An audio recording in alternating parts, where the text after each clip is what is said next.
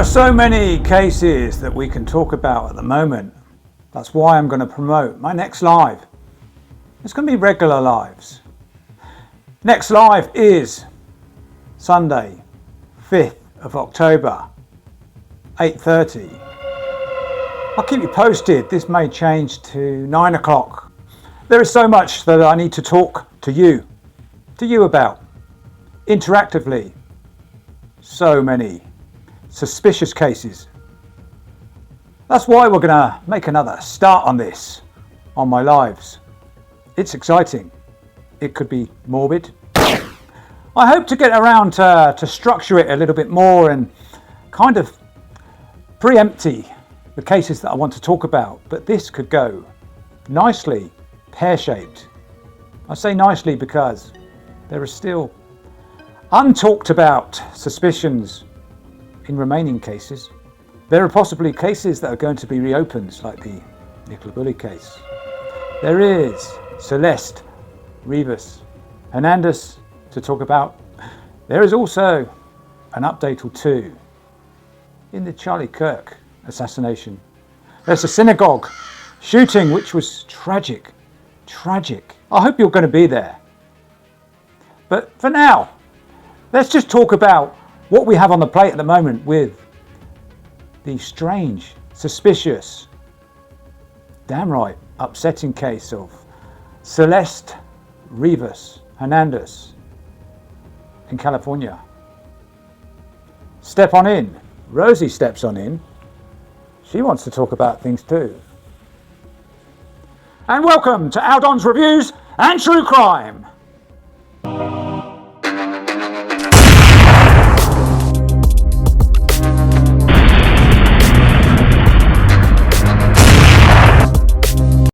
So before I discuss briefly the Celeste Rivas Hernandez case in the States, I just wanted to touch on tomorrow's live. That's Sunday, October the 5th.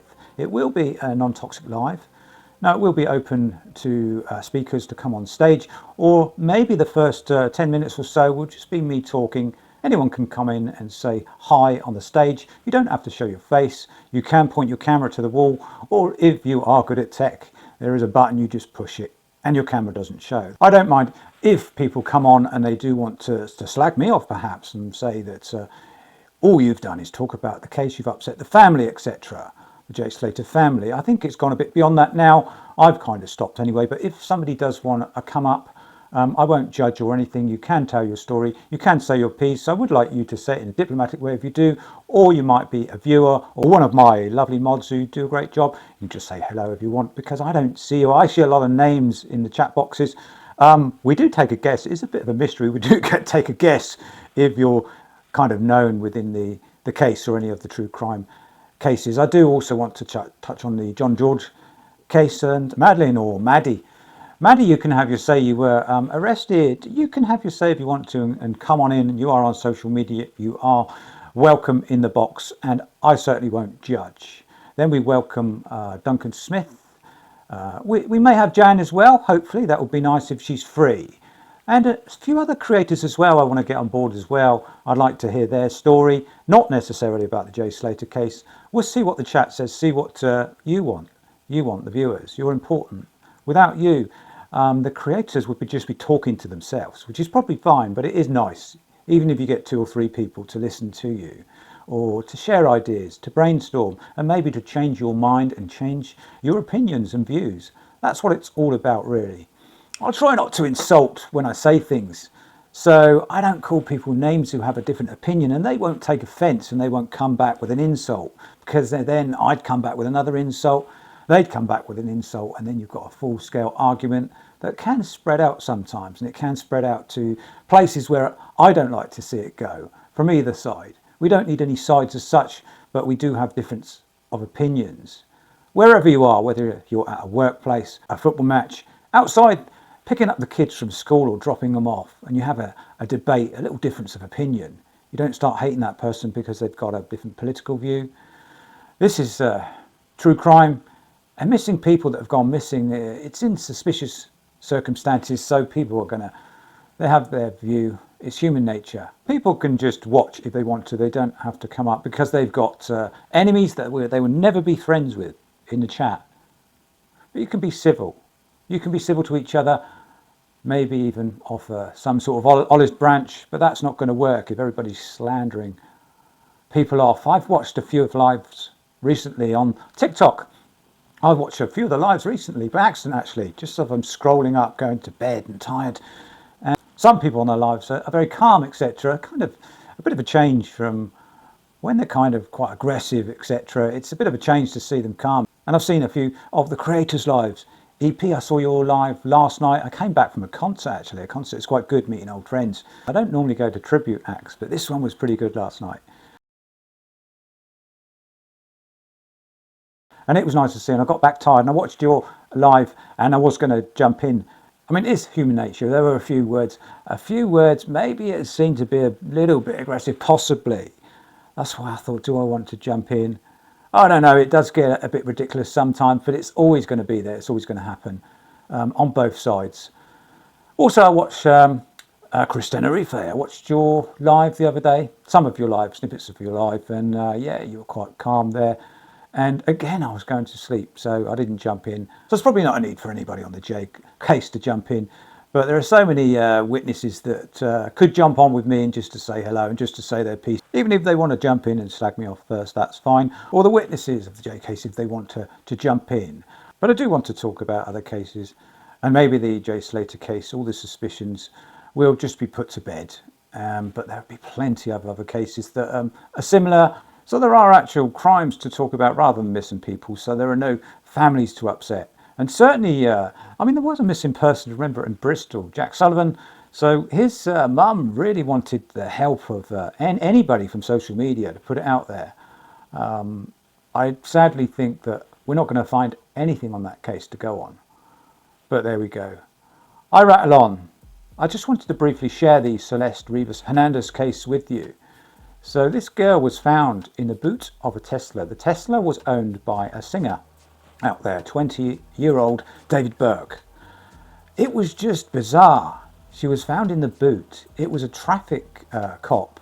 He saw this Tesla as kind of illegally parked. I think there was something illegal with the tyres, etc. So he went around. He didn't bother to check in the boot. I'm guessing the boot was locked.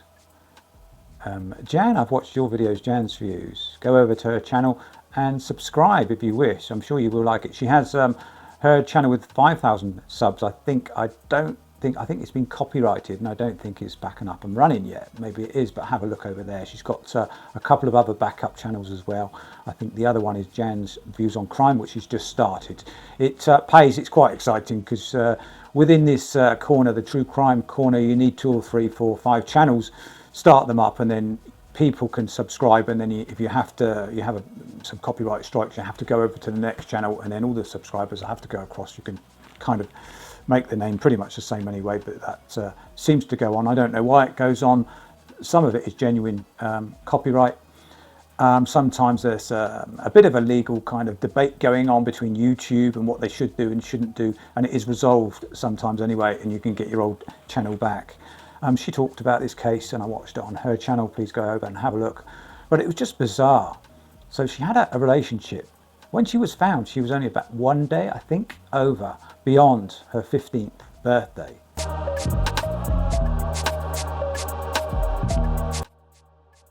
So she's 14, 15 years of age. She looked older. She seemed mature. She had a bit of a fiery temper, as was shown on a video before that. She had trouble before that with the police, and she did go missing before, but she reappeared. I think that was 2024. So the police are looking into this. They can't view it as an actual crime at the moment until they've checked the toxicology report. It kind of just seems like a crime to me. It smacks of being a crime. What do you think? Put down in the comments initially, and we can discuss this. We can discuss this tomorrow on my live. But the singer has denied all knowledge, and when the body was found in his boot, what did he do you think?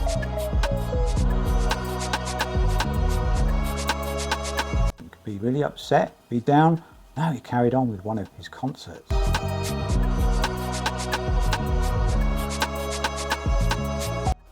Don't you find that a bit suspicious? Wouldn't that affect you in some way? I don't know how she was found in his Tesla, registered to him. Don't you find it odd? His behaviour. Not saying he did anything. for a start. In the old days it wouldn't matter, but a 20-year-old and a 14, 15-year-old in some kind of relationship, alleged. I know in the old days it wouldn't matter because Elvis Presley married Priscilla. She was 14 when he met her. Was it Bill Wyman who married her, Rolling Stone? Some of the young ones won't know about who that was, but he married Mandy Smith, who was, I believe, 14, 15. And I think also Charles met Diana, went fishing with her when she was 15. Maybe nothing went on, but there we go. Prince Andrew is another story, but I won't talk about him. Put down in the comments what you think.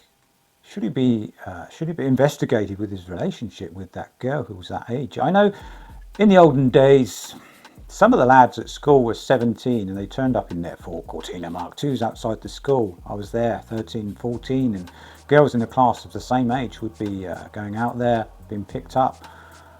Maybe on a quick relationship, if you know what I mean, because they were seen in the woods by some of the lads, sometimes half naked. But some of them got engaged. I remember girls getting engaged at 14 at school. It did go on, but now, if that happened now, they wouldn't be out there because they'd be on the sex offenders register, which is quite right in my view.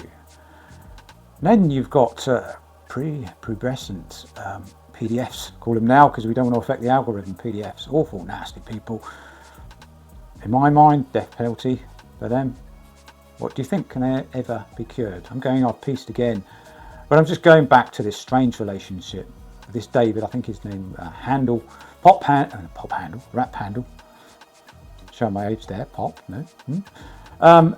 D4D or something like that. Anyway, it'd be interesting to see that toxicology report. But then again, if she does take drink and drugs, does that mean they won't investigate it in true police style? Let's not investigate it. There's nothing to see here. Took an overdose and locked herself in the boot. Got in the boot and just shut the boot. Strange. I will go into that one in more detail. Just touched the outline. What happened? So towed the car in, didn't realise, didn't search the car, towed the car in, unhooked from the tow hook and then found the body in the car.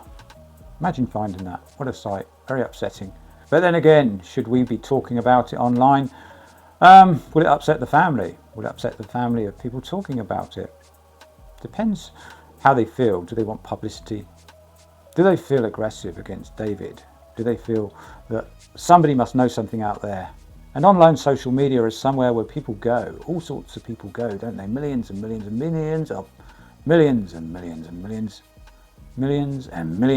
of people go on social media.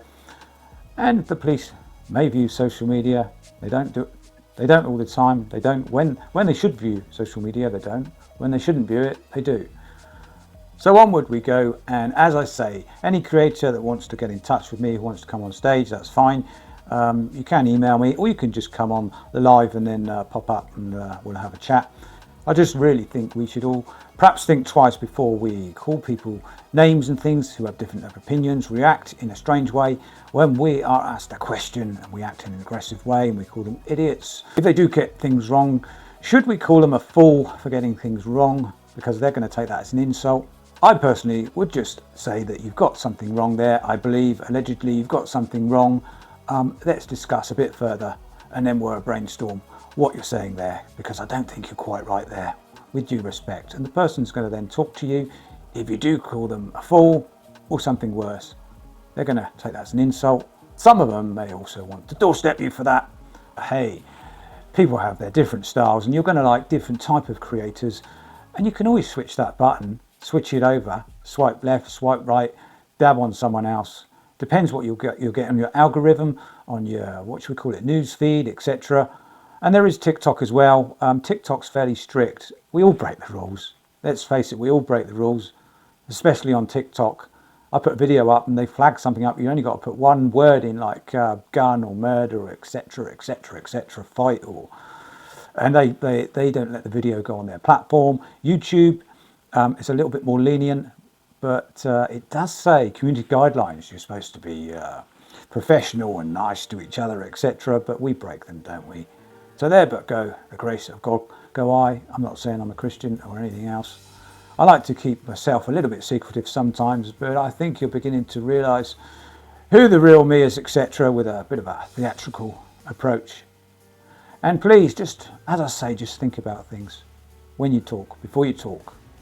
And when you lay your head down tonight on that pillow, as always, please don't have any nasty dreams. Rosie certainly won't as well. Thank you for watching. Thank you for watching, and I hope you watch tonight and you'll behave yourselves, otherwise I'll bite your kneecaps off. Thank you. Goodbye. Thank you.